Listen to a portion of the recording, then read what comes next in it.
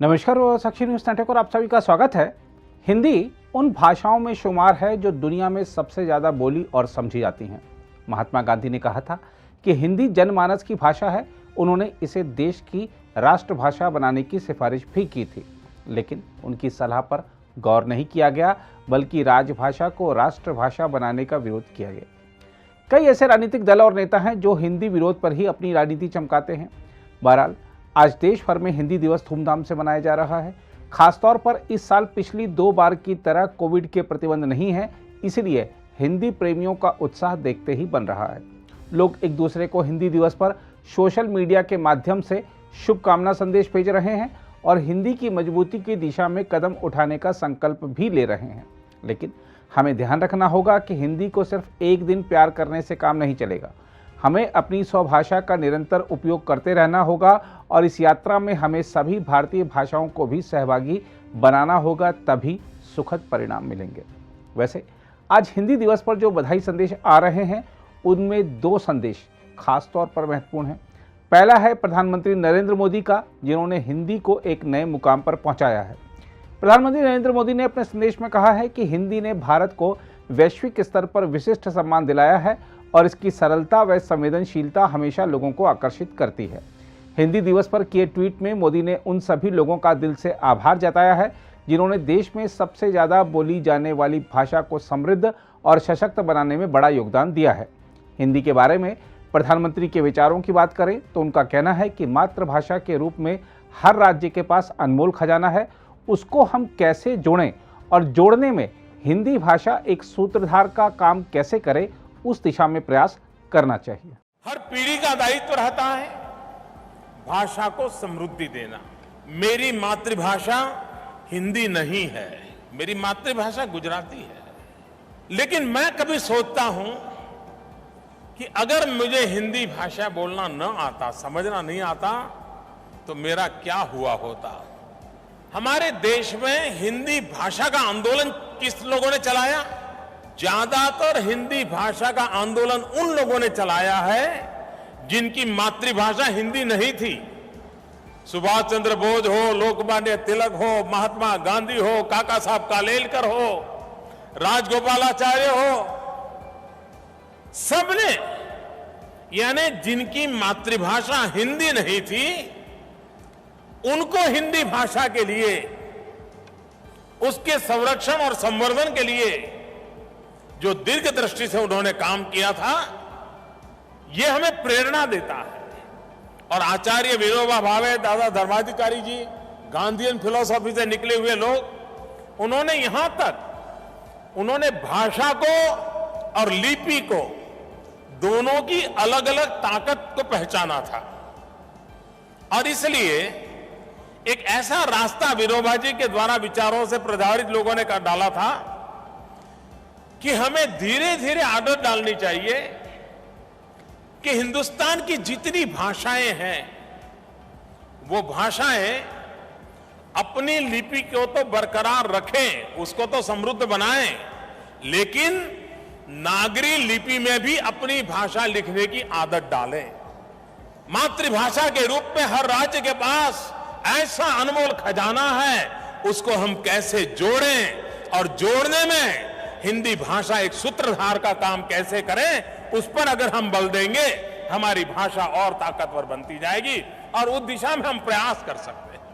अगर हम हिंदी भी भूल जाते और रामचरितमानस को भी भूल जाते, तो हम जैसे बिना जड़ के एक पेड़ की तरह खड़े होते कि एक भाषा के रूप में आने वाले दिनों में हिंदी भाषा का महात्म्य बढ़ने वाला है। वहीं केंद्रीय गृह मंत्री अमित शाह ने गुजरात के सूरत में अखिल भारतीय राजभाषा सम्मेलन को संबोधित करते हुए कहा कि हिंदी देश की अन्य सभी भाषाओं की प्रतिद्वंद्वी नहीं, बल्कि उनकी मित्र है। इसके साथ ही उन्होंने क्षेत्रीय भाषाओं के मुकाबले हिंदी को प्रोत्साहित करने के दुष्प्रचार अभियान की निंदा की। मित्रों, महात्मा गांधी ने राजभाषा के लिए एक ही वाक्य में बहुत सुंदर उसकी जरूरियात का व्याख्यान किया था। उन्होंने कहा था, राजभाषा हिंदी के बिना ये राष्ट्र गूंगा है, हिंदी ही राष्ट्र को बोलता कर सकती है। बहुत बड़ा वाक्य है। हमारी स्वभाषाओं के गौरव को महात्मा गांधी ने एक ही वाक्य से पूरे विश्व के सामने रखने का काम किया था। और मैं आज कहता हूं मित्रों, हिंदी हमारे मन की भाषा है, हिंदी हमारे राष्ट्र प्रेम की भाषा है और हिंदी आम हिंद के जन की भाषा है, आम जन की भाषा है। हमें इसको आगे बढ़ाना है। मित्रों, आज आजादी का अमृत महोत्सव है, तब मैं इतना जरूर कहना चाहता हूं कि मोदी जी राष्ट्रीय शिक्षा नीति 2020 लेकर जो आए हैं, इसका हम सब जरूर बारीक अध्ययन करें। इसकी आत्मा क्या है, इसका अध्ययन करें। मोदी जी ने नई शिक्षा नीति में, राष्ट्रीय शिक्षा नीति 2020 के अंदर सबसे बड़ा भार अगर किसी चीज पर दिया है तो उस पर दिया है कि प्राथमिक शिक्षा और इसके आगे की शिक्षाओं में भी स्वभाषा का सबसे बड़ा उपयोग होना चाहिए। प्राथमिक शिक्षा स्वभाषा में ही होनी चाहिए। इसके आगे बढ़कर कहा, अनुसंधान के क्षेत्र में भी स्वभाषा का उपयोग होना चाहिए। कोर्टों की भाषा, मेडिकल विज्ञान की भाषा, तकनीक की भाषा और इंजीनियरिंग के पाठ्यक्रम स्वभाषा में रूपांतरित होकर आने वाले दिनों में इसका अनुसंधान भी स्वभाषा में हो, राजभाषा में हो, इस दिशा में ले जाने का उन्होंने बीज नई शिक्षा नीति के अंदर, राष्ट्रीय शिक्षा नीति 2020 के अंदर बोया है।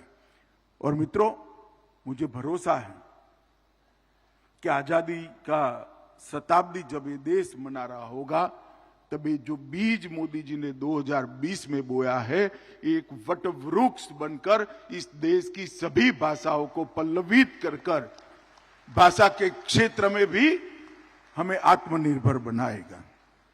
मित्रों, स्थानीय भाषा और हमारी हिंदी, ये हमारे सांस्कृतिक धारा प्रवाह का प्राण है।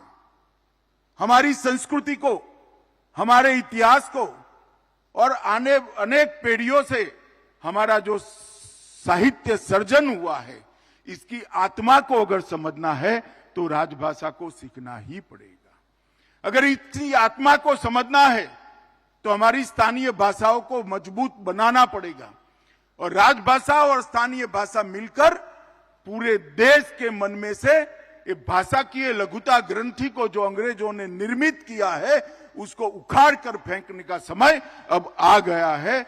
इसलिए आज का दिन जो देश को हर क्षेत्र में स्वावलंबी बनाना चाहते हैं, देश को हर क्षेत्र में आत्मनिर्भर बनाना चाहते हैं, उनके लिए बहुत महत्वपूर्ण है। लोकमान्य तिलक ने स्वराज मेरा जन्मसिद्ध अधिकार है, इसका जयघोष किया। अगर तिलक महाराज को कोई ध्यान से समझता है और तिलक महाराज के सारे भाषणों को ध्यान से अगर किसी ने पढ़े हैं, तो बे रोक टोक तिलक महाराज की स्वराज की कल्पना का व्याख्या कर सकता है। तिलक महाराज के स्वराज की कल्पना में सिर्फ शासन में परिवर्तन नहीं था, शासन तो परिवर्तित हो ही, इस देश का शासन इस देश के लोग ही करे, वो तो एक प्रमुख मांग थी। परंतु उसके साथ साथ स्वभाषा, स्वधर्म, स्वसंस्कृति, इसके लिए भी स्वराज की मांग तिलक महाराज ने उठाई थी। और आज मुझे विश्वास है कि मोदी जी के नेतृत्व में देश जिस रास्ते पर चल रहा है, वो रास्ते पर तिलक महाराज के स्वराज की परिकल्पना को हम सार्थक करेंगे और देश उसी रास्ते पर चलेगा। मैं आज राजभाषा दिन के मौके पर देश के युवाओं को भी कहना चाहता हूं, भाषा क्षमता की परिचायक नहीं है। भाषा अभिव्यक्ति है, क्षमता आपके अंदर पड़ी है। आपकी क्षमता का परिचय किसी भाषा का मोहताज नहीं है। देश के युवा भाषा की लघुता ग्रंथि से दूर निकले, अपनी स्वभाषा को स्वीकारे और स्वभाषा को आगे ले जाने का काम करे, अपनी राजभाषा को स्वीकारे और राजभाषा को आगे ले जाने का काम करे, बहुत जरूरी है। जब तक देश का युवा अपनी क्षमताओं के आधार पर अपनी भाषा में अपने मौलिक चिंतन की अभिव्यक्ति नहीं करेगा, वो कभी भी अपनी क्षमताओं को पूर्णतया समाज के सामने नहीं रख सकता, क्योंकि अपने मौलिक चिंतन की अभिव्यक्ति स्वभाषा से अच्छी किसी भी भाषा में नहीं हो सकती। ये हमने समझ कर रखना चाहिए। ढेर सारे शिक्षाविदों ने प्राथमिक शिक्षा और बच्चे की ग्रहण शक्ति पर जितने भी अध्ययन किए हैं, वो सारे अध्ययन एक ही बात को इंगित करते हैं कि बच्चा स्वभाषा में जो ग्रहण कर सकता है, वो बच्चा आगे जाके मौलिक चिंतन कर सकता है। और मित्रों, जो मौलिक चिंतन कर सकता है वो ही अनुसंधान कर सकता है, और जो अनुसंधान कर सकता है वो ही क्षमता प्राप्त कर सकता है। ये पूरी श्रृंखला को भाषा के बगैर पंगु बनाने का काम आगे चलने वाली सरकारों ने किया है। मोदी जी ने एक भी शब्द बोले बगैर विश्व में जहां जहां भी मंच मिला, गौरव के साथ हिंदी में पूरे विश्व को संबोधित किया है। और मैं कह सकता हूं कि विश्व के मंच पर अंग्रेजी बोलने वाले सारे नेताओं से ज्यादा वजन से अगर किसी को सुना गया है तो मेरे और आपके नेता, हमारे देश के प्रधानमंत्री नरेंद्र मोदी को सुना, क्योंकि उन्होंने अपनी भाषा में अपनी बात रखी थी। उनकी अभिव्यक्ति सटीक थी, मन की गहराइयों से आती थी, दिल की गहराइयों से इनकी अभिव्यक्ति आती थी, इसलिए इसकी स्वीकृति भी ज्यादा आई। मैं आज अभिभावकों को भी, बच्चों के अभिभावकों को भी एक बात करना चाहता हूं। मेरी बात मानकर आप बच्चों के शिक्षा का माध्यम तो एकदम बदलेंगे नहीं, मुझे मालूम है, परंतु कम से कम, ठीक है ना भाई, कोई बात नहीं, ये समय भी आ जाएगा, मगर कम से कम अपने घर में बच्चों से बातचीत की भाषा अपनी रखिएगा।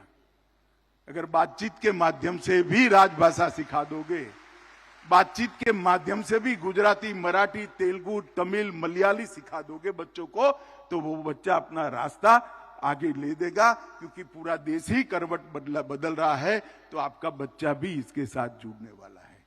मैं तो मेरा अभिभावकों से बहुत आग्रह है कि एक बार बच्चों को उनके सुनहरे भविष्य के लिए अपनी भाषा जरूर सिखाइए। जब तक आपका बच्चा स्वभाषा नहीं सीखता है, वो देश की संस्कृति से नहीं जुड़ सकेगा, देश के इतिहास को नहीं समझ पाएगा, और देश की संस्कृति को इतिहास से जुड़े बगैर वो ये देश के नहीं जुड़ पाएगी, इसकी जड़ें इस देश से नहीं जुड़ सकती। इसलिए मैं अभिभावकों को भी ये कहना चाहता हूं कि आपके बच्चे को आप स्वभाषा जरूर सिखाइए।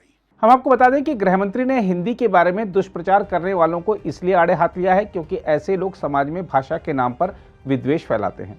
हम आपको बता दें कि जनता दल सेक्युलर के नेता एच.डी. कुमारस्वामी ने कर्नाटक के मुख्यमंत्री बसवराज बोम्मई को पत्र लिखकर राज्य सरकार से हिंदी दिवस नहीं मनाने का आग्रह किया है। पूर्व मुख्यमंत्री कुमारस्वामी ने कहा है कि 14 सितंबर को हिंदी दिवस जबरदस्ती मनाना कर्नाटक के लोगों के साथ अन्याय होगा। कुमारस्वामी ने अपने पत्र में कहा, मेरा यह आग्रह है कि कर्नाटक सरकार को बिना किसी कारण के राज्य के करदाताओं के पैसे का उपयोग करके हिंदी दिवस नहीं मनाना चाहिए। यही नहीं, कुमारस्वामी ने पार्टी नेताओं के साथ बेंगलुरु में महात्मा गांधी की प्रतिमा के समक्ष धरना प्रदर्शन भी किया।